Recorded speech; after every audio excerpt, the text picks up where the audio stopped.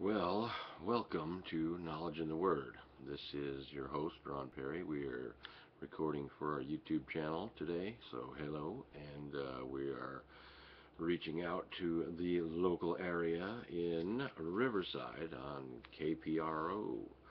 Last week, what happened was we took our Apple computer down and we were recording on the blood moons, and we lost the first half of the show, so we're going to have to try to redo that here this evening. About 3 years back, I was on the web and I had come across a man by the name, and you can type it in yourself on YouTube, about the blood moons. And in Genesis 1:14, we might as well just start with the verse of scripture that makes it very clear about the sun and the moon and the stars. And God made a very clear statement. He says in Genesis 1:14, he says, "And God said, let there be lights in the firmament of the heaven to divide the day from the night, and let them be for signs and for seasons and for days and for years." Now, the word seasons that is written in there, it's basically an appointment. That is, it's a fixed time or a season, specifically a festival. And what he's pointing to is the sun and the moon would either be full at the time, or you also had the signs in the stars that would herald the coming of Jesus. Do you remember when King Herod had some visitors, and it was the Magi from the east? Interesting that they said that we have seen his star in the east, and we have come to worship him who is born King of the Jews. And King Herod was kind of worried about that because his position would have been lost at that time. So the political powers that be are not very pleased, as the darker powers that are in charge of not only this government but of the world, they know they have a short time. And what took place at that time was the conjunction of Jupiter and Regulus, the star, the brightest star, had really come in a conjunction, and they formed in the constellation of Leo. Now, Leo represents, and did represent, the king. And of course, at that time, the superstitious ones acknowledged that the stars, they were worshipped as gods, as you know, all the way back from the earliest of antiquity. And Jupiter being the king planet, Regulus in the heart of the lion, the constellation of Leo, made an extremely bright and significant sign in the heavens.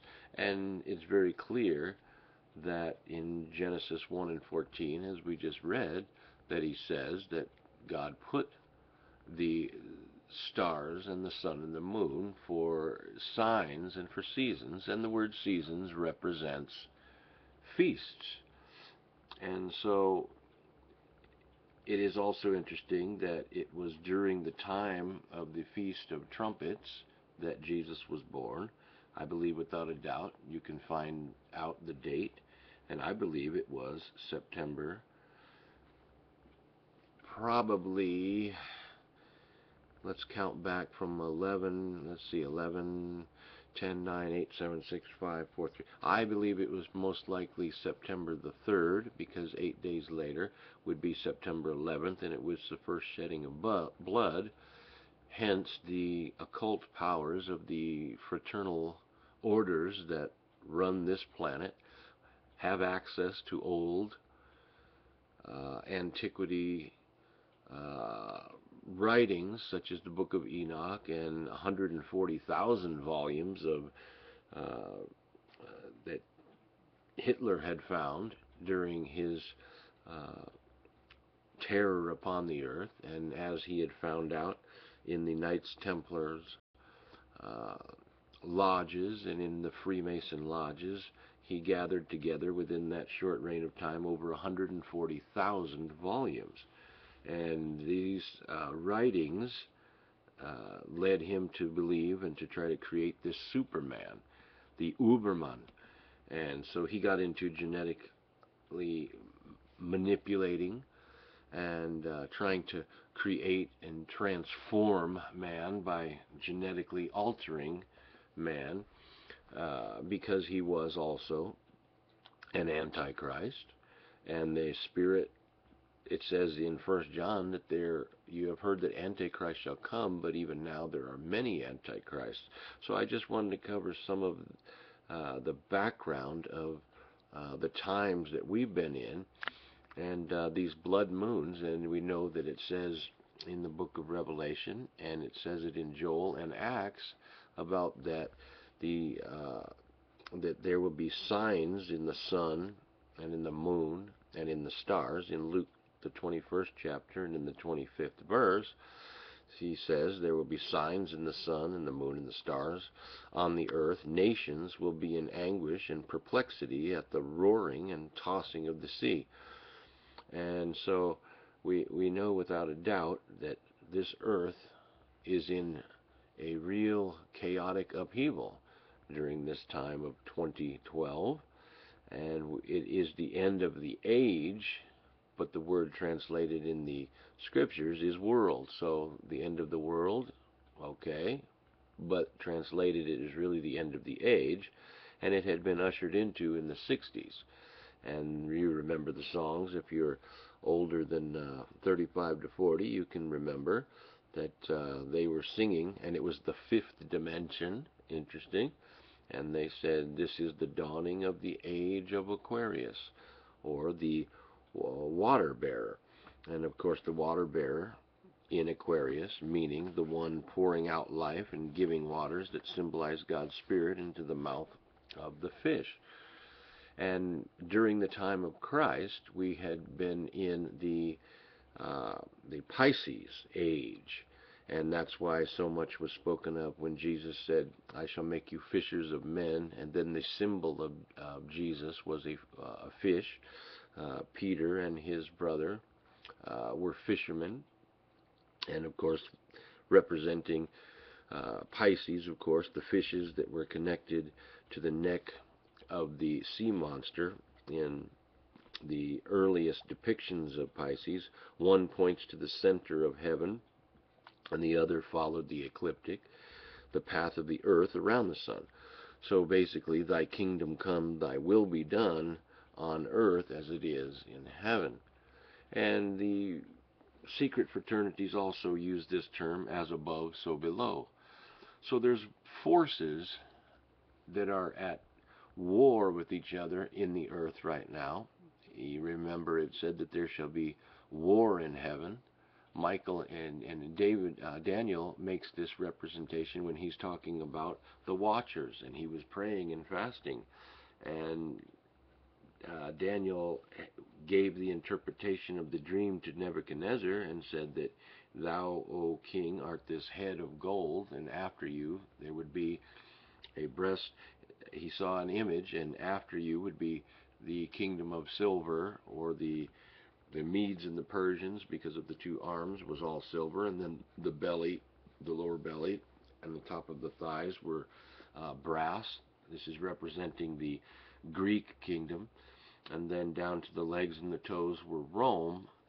And of course, Christ was born in that time when he was the stone that was cut out of the mountain and smote the image on its feet. Well, that's that tail end, or the where we're at now. And he did smite Rome. He created millions of followers to this day without even having an army behind him. But this topic of the age that we're in and the coming to the end of it. And yet, remember, it says very clearly in Scripture that Solomon wrote, he says, better is the end of a thing than the beginning thereof. So, as you come to the end of something, you also are having a beginning. And the dark powers and the occult forces that are in charge of this planet, and we know them by name, Skull and Bones, presidents that have been in this, the eye in the top of that pyramid on this dollar. The whole world is in an upheaval uh, because of economic clashes that have been purposely engaged in for the destruction of man. Type in the Georgia Guidestones and you can plainly see that they want to eliminate about 90% of the people on the planet. And just type that in. You ought to be. I've looked at that for a number of years. Uh, and of course, this term New World Order has been so blatantly uh, laid out before us that they're not even afraid any longer of hiding these things. But what's interesting is on this topic of the moon turning into blood and the sun into sackcloth, it's interesting. Revelation 6 and 12, and we'll read that verse, and then I'll give you the dates and some things that we want to look at about really what took place during these times, that these blood moons did occur, and when these solar eclipses occurred. Revelation 6 and 12 says, and I beheld when he had opened the sixth seal, and lo, there was a great earthquake, and the sun became black as sackcloth of hair, and the moon became as blood. Acts 2:20, it says, the sun shall be turned into darkness, and the moon into blood, before that great and notable day of the Lord come. And in Joel, the second chapter and the 31st verse, the sun shall be turned into darkness, and the moon into blood, before the great and terrible day of the Lord come. Now you've got a natural fulfillment of this when Jesus had been crucified that day on Passover. It said very clearly that the sun had turned dark, and it was dark for 3 hours. And the moon, of course, representing the church, and always has, became blood. During that time, within 70 years, the believers and Christians had been murdered and killed. So in the spiritual, in the natural sense of the spiritual meaning, as above, so below, the church was slaughtered and crucified and killed, and as was our Lord. And so the falling away had already occurred. There's not a falling away in front of us where that the man of sin is going to be revealed. It says very clearly that Peter said, and as Paul did, he says, I'm going to shortly lay off this tabernacle, and grievous wolves will come in and scatter the sheep. And the church did fall away from that early power that they had had. And from that day to this, you've been in the Feast of Trumpets. Well, what's coming up very soon, and I believe we're probably already in it now, is this Day of Atonement. It's a very awful time. It was the only day that Jerusalem had been commanded to have a feast, and every man, woman, boy, and girl was to have a feast, or I'm sorry, a fast. They were to fast that day, and in retrospect, look back at their lives and understand that they were should have been killed by their sins, but because the high priest would go in, lay his hands upon the goat, and he was known as the scapegoat, and yet the innocent lamb would be killed, and the goat would run off free. Well, symbolic, of course, of Christ paying the debt for your sins and mine, and of course the goat was scaped free, the scapegoat. So what took place a number of years ago, this being now 2012, and what has caused this whole earth in upheaval, and as it states in the 17th chapter of the book of Revelation, that it says, in 1 hour so greater riches are come to nothing, and he would judge the whore that sitteth upon many waters, that made the kings of the earth rich, because no one is going to buy their goods anymore. Well, without a doubt, I believe that America is that whore. It says, a cage of every unclean bird and foul spirit. You have every tongue under the sun in America. It's a melting pot. And every unimaginable and ungodly thing uh, is promulgated and pushed forward in movies and films out of a place called Hollywood. And if you look back and study the Druids and that old pagan worship, the Druids had what was known as, and it goes also a little bit further back to Britain, they used, as Merlin the magician did, they would use the holly stick to keep the people under their spell. And they would use that holly wood. So holly wood is really equal to keeping the people and the planet, and we've affected them with our films of filth all over the globe while showing them all of the pagan rituals and murders that we've done. And we have mesmerized, look that word up, the people and kept them in a state of absolute mind control and delusion. And all the while, God is continuing to speak through the signs in the heavens and in the earth. And we're going to look at what took place in 2007 and 2008 and 2009 and 2010. Since this time, if you remember, now September the 20th, on the 8th day, meaning 8 being the number of new beginnings, well, new beginnings can be good or bad, but that's when we had that market crash. The stock market plummeted, and it's interesting. It's almost as if God is making a point about it, and it dropped 777 points, 777. Perfect drop, perfect loss, a complete totality of destruction in the markets. And it was only within a matter of a month or two that the Treasury Secretary, Bernanke, was basically threatening Congress to give them the huge first bailout to all of the banks around the globe, because if they didn't, in America, there would be martial law, if you remember. Well, an interesting thing, when the blood moons occur, that is dealing with Israel. The moon is the church, and the church is spiritually Israel. And it, of course, it's us also, those of us who are in Christ. He married himself and wants to marry himself to the church. So, of course, he being the Son of God and the moon are working together, and they are constantly giving light upon the earth. Because it's so dark, the church is in the world, because the world is full of darkness, and it's the lesser light, and he is a constant and continual sun and shield, it says in the book of Psalms.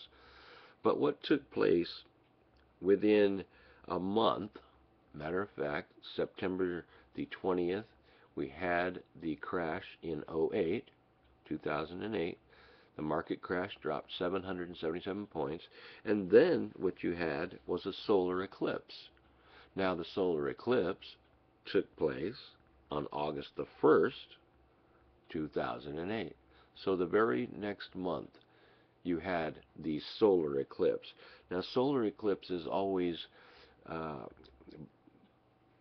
are bad for the Gentiles.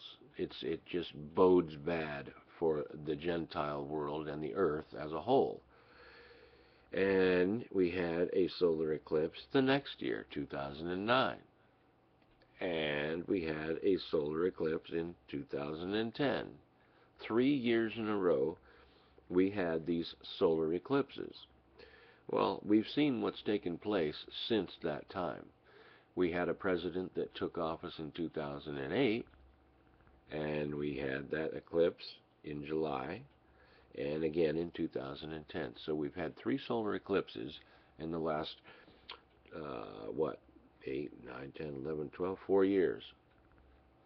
So God is saying something because he said, as we started off in Genesis 1 and 14, he has put them for signs and seasons or appointments or feasts. Well, I believe we've entered into this great seals being opened, and Christ is opening these seals. We're in this time of atonement. The humanity is paying and is going to pay for the sins, and especially this country, because we've said get out of our schools, get out of our churches, get out of our courts. We've embraced ungodly behavior that you can't procreate. Go figure that one out. And we continue to have men and women in Hollywood and out in academia who are haters of God. And it says very clearly that they will not turn to God, even when all the tribulation starts. But see, there's you and I who need to be aware that he is preparing his coming. Well, we need to get our garments white. Remember what Jesus said when he was talking about the end times, and he said that there was 10 virgins, and they were all asleep, but 5 were wise and 5 were foolish. The church world is asleep. But as they hear the trumpet sound, or the last trump, as it states in 1 Corinthians, the 15th chapter, at the last trump the dead in Christ shall rise first, and then we which are alive and remain shall be caught up together with them in the clouds, and so shall we ever be with the Lord. Now, what are the clouds? That's a whole nother deep teaching in and of itself. What are the angels that he comes with? 2 Timothy 4:1, he made it very clear, and he says, behold, he says, let me pull that up. In Revelation, he makes a clear statement where he says, behold, I come quickly, and my reward is with me. But I want to read that 2 Timothy, since I just have it here. Read 2 Timothy 4 and 1. Let's see here. Let's see. 2 Timothy 4 and 1.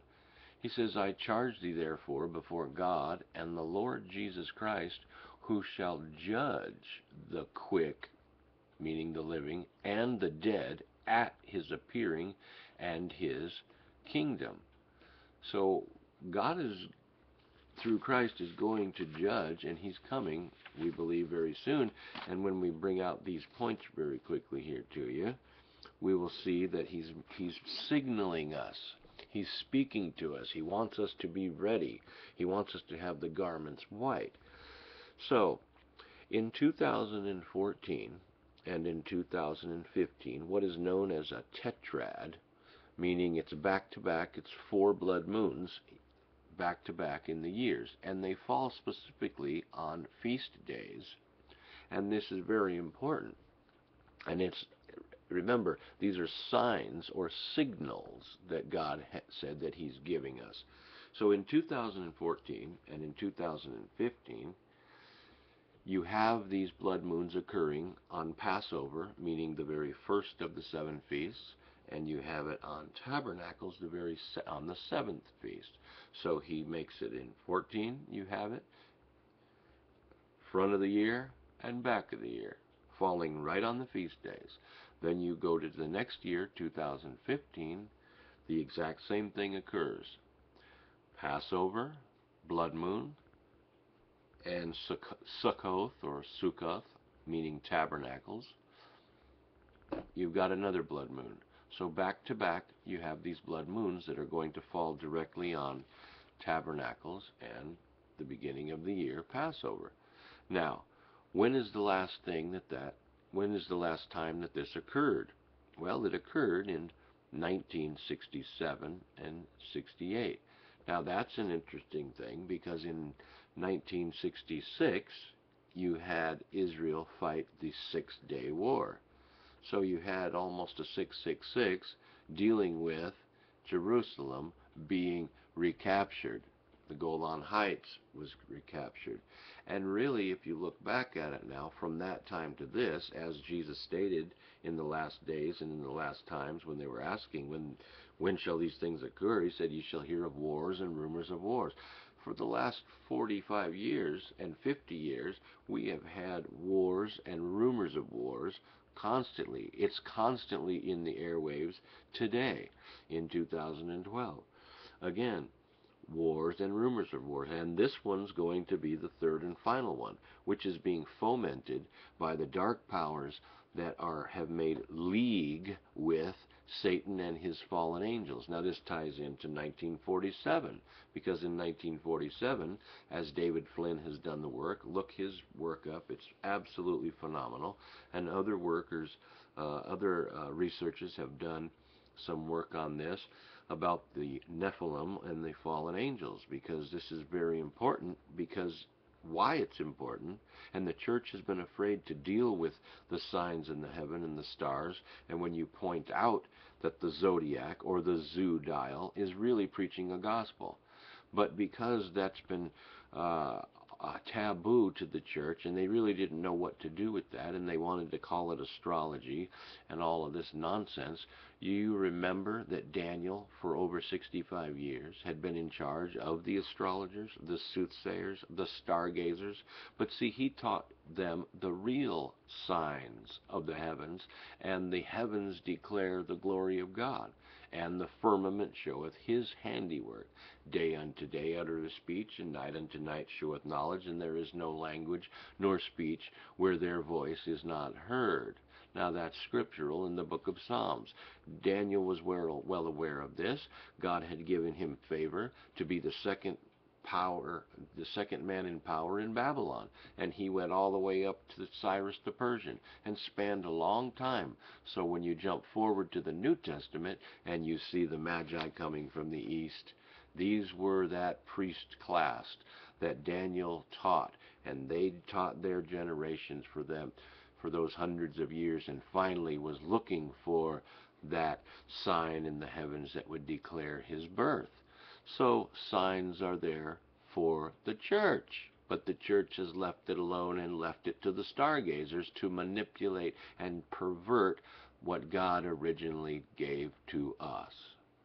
So in 1967 and 1968, back-to-back tetrads occurred again.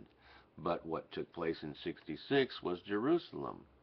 Now, we don't know what's going to take place in 2014 and 15, but we can definitely see right now in 2012 that things are looking very good on the planet, are they? No, because we've had these 3 solar eclipses for the Gentiles. Remember, it came to my mind just now that Jesus said they were talking about measuring, I forget which one of the prophets, to measure it, but don't include the Gentiles. Then the statement came, until the time of the Gentiles be fulfilled. So you keep this in perspective. You look at the solar eclipses that have taken place in 2008, 9, and 10, 3 years in a row following this economic collapse. God is speaking to us. He's constantly warning, talking to us in the earth, shaking the earth, earthquakes, volcanoes, tsunamis, the tornadoes, the fires, everything. What does it say over there in the New Testament? Paul writes, he says, "For the earth groaneth and travaileth for the manifestation of the sons of God." But you see, the dark powers believe they're the sons of their god Lucifer, and they want this earth to themselves, and they want to eradicate and eliminate the church, the true church. So in 66, the Six-Day War occurred. They recaptured Jerusalem. What took place the following years? 1967 and 1968, blood moons. Well, when was the next thing? When was the last time that it occurred before that? Now, here we go again. Every time these things occurred, something very drastic takes place with and around Jerusalem. Well, the last time that it occurred before 67 and 68 was in 1949 and 1950. Well, why would that be interesting? Well, it was because In 48, Israel had become a nation again after what? 2,000 years after 70 AD, when Rome scattered them and they were scattered abroad all the way up into the north in the Caucasus Mountains and over into Britain. And then we had what in the 70s, the teaching that had come along about the British Israelites and the Aryans.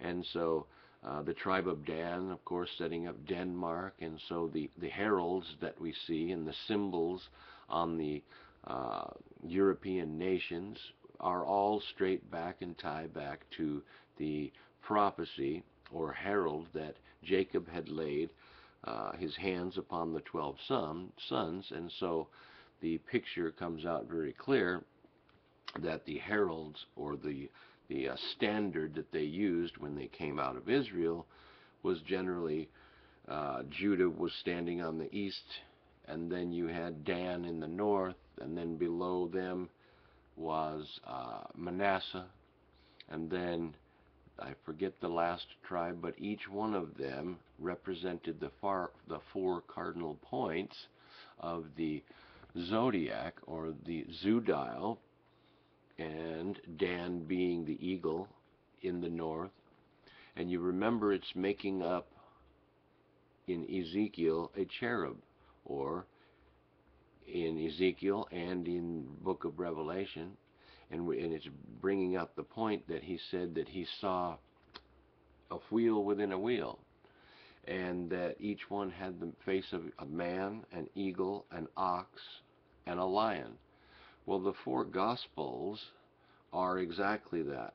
In the book of Matthew, it teaches more, and more, Matthew being a Jew, writing to the Jewish people, gives more prophecies and fulfillments that Jesus was the Messiah, because he was the Lion of the tribe of Judah.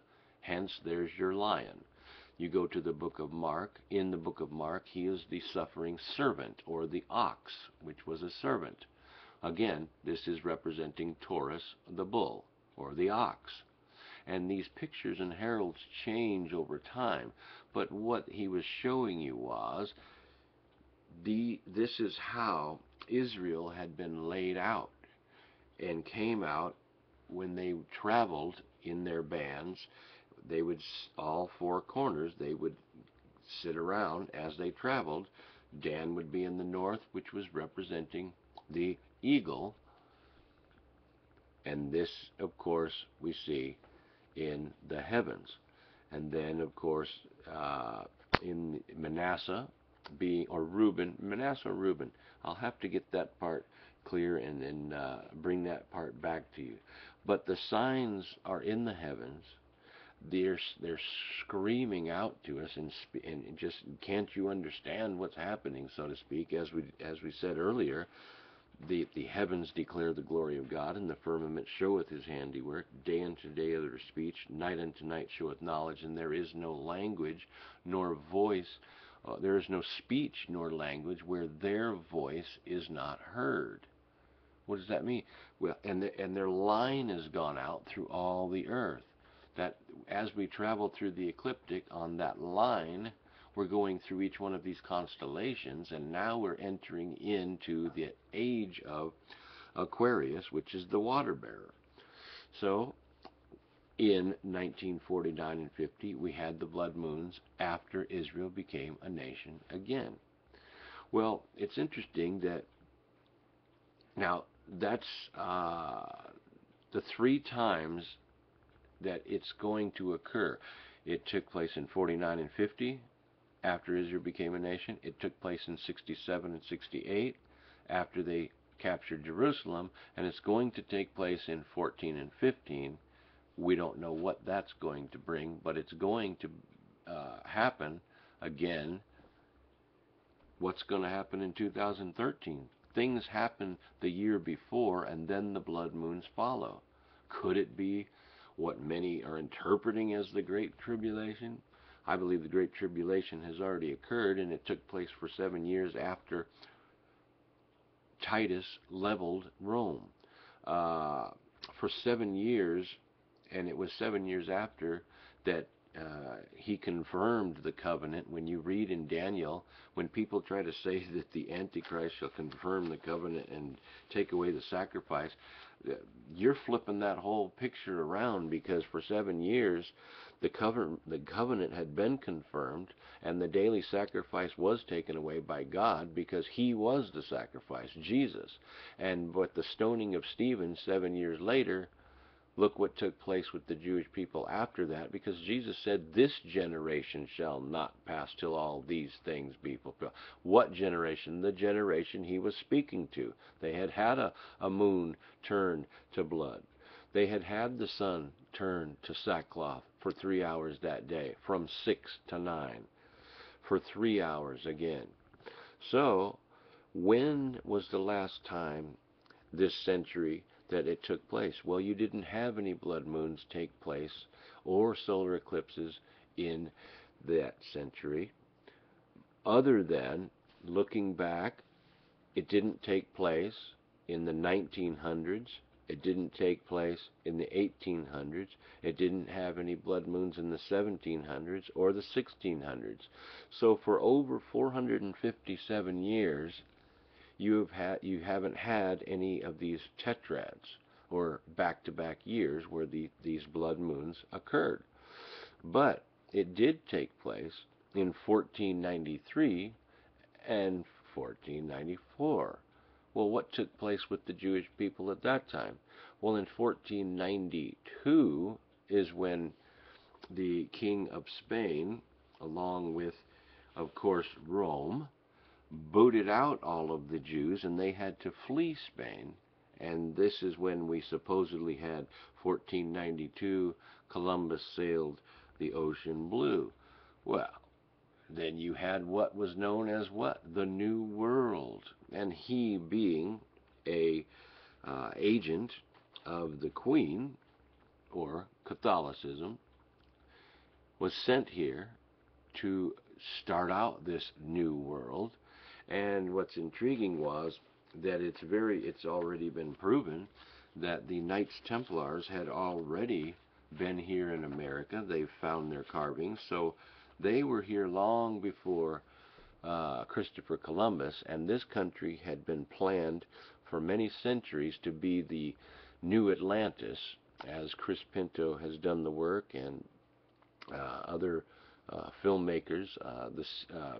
Look up Secrets, America's Secret Beginnings. It's a fantastic hour and 20-minute video about the secret mysteries of America's beginnings. Look that up. Type that in on YouTube, and have your eyes opened to really what's taking place with all of the symbolism and the occult, and Freemasons at the highest level in charge of all of the corporations that are now destroying and ruining the planet, with the synagogue of Satan, meaning the Jewish bankers, hence Rothschilds and Rockefellers here. And out of their own words, they want to create a new world order. And Rockefeller himself made it very clear and said that it is said that me and my family are part of a secret cabal who are fighting against the U.S.'s best interests. And he said very clearly, if that is the charge, then I stand guilty and am proud of it. Well, this is where we're at today. What is going to take place in 14 and 15? We don't know. All we do know is that we want to be ready at his coming. We want to make ourselves, get our garments white for the marriage of the supper of the Lamb. I believe that in 2016 it will fall on the Feast of Jubilee, meaning every 50 years, God had made the plan for Israel that they could be out of debt. Now, maybe the whole planet is going to be out of debt and return to its natural owner, being God, and it could very well be that something awesome is going to happen. So we are living in absolutely fantastic times, and we want to be just aware. We want to not be looking towards silliness or making our days just passing by, but we want to be in prayer. We want to be looking for those things. Many people are going to be fainting for these things that are coming upon the earth, the Scripture says. But we want to be just aware of what He's doing so that we will not be caught in darkness. And, Jesus made us, or Paul made a statement. He said, "You are not in darkness, that day should overtake you as a thief." So, if you looked again at that in the heavens, Libra is the scales, or in the earliest zodiacs, it was an altar, and its meaning is the measuring of a price. One of its stars in Arabic means the price which is deficient, while opposite is a star whose name means the price which covers, or atonement.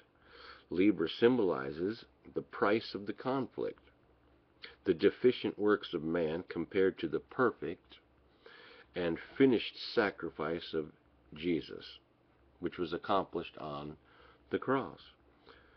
Next to Libra, you have Scorpio, with his claws reaching out to influence the scales, is crushed beneath the foot of Ophiuchus, the serpent holder, who in the earliest times was depicted as an eagle. Now, Ophiuchus, his foot is stung or wounded foot, like Oedipus, by the upraised tail of the scorpion, meaning Satan. You remember in Genesis 3:15, the prophecy was to the serpent, and God said that you would bruise his heel, but he would crush your head. Well, this is what took place.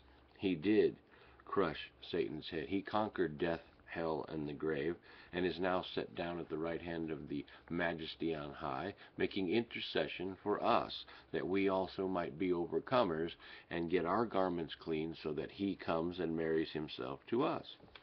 So, by the upraised tail of the scorpion, his other foot is above the scorpion's heart. He restrains the serpent coiled around him from taking a crown. Ophiuchus depicts the earliest prophecy in the Bible.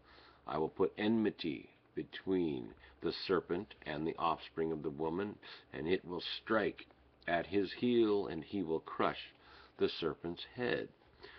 Next to him, of course, you have Sagittarius. And in the oldest pictures of the zodiac is a cherubim. This symbol is situated a third of the way around the zodiacal circle. It had the body of both the lion and the bull, with wings of an eagle, and the head of a woman. Sagittarius is the symbol of the incarnation, both God and man. Animals representing the four corners of the heavens and symbolizing the aspects of God's redemptive work on this earth. He is poised with his arrow drawn and pointed at the heart of the scorpion. Underneath him is the Southern Cross. Next to him, Capricorn, the goat with the tail of the fish. To the Hebrews, the goat was the sin offering. Capricorn is posed with his foot under him and his head bowed as if in death. The second half of this symbol is the tail of a fish, the most prolific creature in nature. The fish lives in waters, symbol of life and God's Spirit. Out of the Son of God's death comes everlasting life. And of course, Aquarius is the next, the water bearer, the one pouring out life, giving waters that symbolize God's Spirit into the mouth of the fish. Pisces being next. The fish is connected, and we spoke about that earlier, to the neck of the sea monster. One points to the center of heaven, the other follows the ecliptic, the path of the earth, around the sun. Thy kingdom come, thy will be done, in earth as it is in heaven.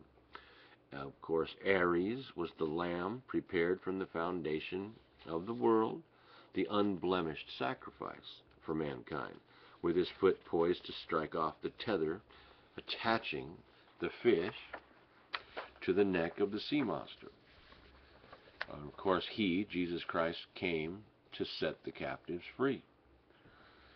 Taurus the bull, His horns, symbolizing God's judgment, are pointed to the earth. One stabs the heel of the shepherd Aquila, who holds his flock. Christ, the Good Shepherd, received in our place God's absolute judgment. In the bull's neck is the Pleiades, the congregating of the judges, who come back to earth after their resurrection to judge the earth with Christ at his second coming. I'll just stop here just for a minute, because so many in the last 50 years, with all of these so-called aliens that are speaking to men in high positions in the government. Bob Dean is one that has told that they have labeled 57 of these entities that walk up and down the Pentagon halls, and they look just like us. Interesting that in the scripture that the constellation of Pleiades is mentioned, and then you have these so-called Pleiadians that come here saying that they are going to help mankind or destroy them, depending on which one of these lying spirits speak to people. The Pleiades are mentioned. The constellation of Pleiades is in the scriptures. Arcturus is mentioned, I believe, in Job or Isaiah, one of the two books. The Pleiades are in Orion. Okay, seek him that made the seven stars in Orion. I believe that's in Isaiah or Jeremiah. So the seven stars, again, what do we see in the book of Revelation? And Revelation means the uncovering.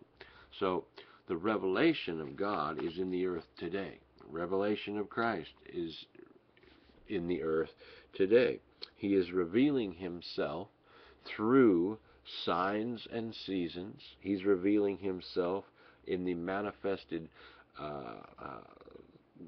warfare and the seals that are being opened in the earth. He is shaking everything that can be shaken. In Isaiah it said that the whole earth shall reel to and fro like a drunken man, and turned upside down. Now we do know in the last 5 years that we have had a pole shift in the earth. Remember, signs in the heavens and in the earth, and that the pole shift has actually occurred some 35%. They've actually had to change the instruments on flights, commercial planes, because it's already off somewhat. Well, I think this is what's occurring in the earth with all of these tsunamis and earthquakes. Things are just screaming out, as we stated earlier. It says that the whole earth is wanting to manifest the sons of God. So next to Taurus the bull, you had Gemini, or the twins. Castor is the suffering redeemer, and Pollux is the king, symbols of the first and second coming of Christ. He came as first the suffering Savior, and he's coming again. And these powers that be that have made alliance with these so-called entities, now you can look all this up yourself, type in on YouTube or do some research yourself. This is not something that is bizarre or strange. These things have taken place. If we knew, and we knew very clearly in Scripture, that it said, as in the days of Noah, so shall it be in the days of the coming of the Son of Man. They were eating and drinking and giving in marriage. Well, what were they giving married to? Remember in Genesis 6, it said very clearly that the sons of God saw the daughters of men and took to them wives of every sort, and there were giants in the earth in the days. Look that word up. The word giants is Nephilim, or the word fallen ones, those who from heaven fell to earth.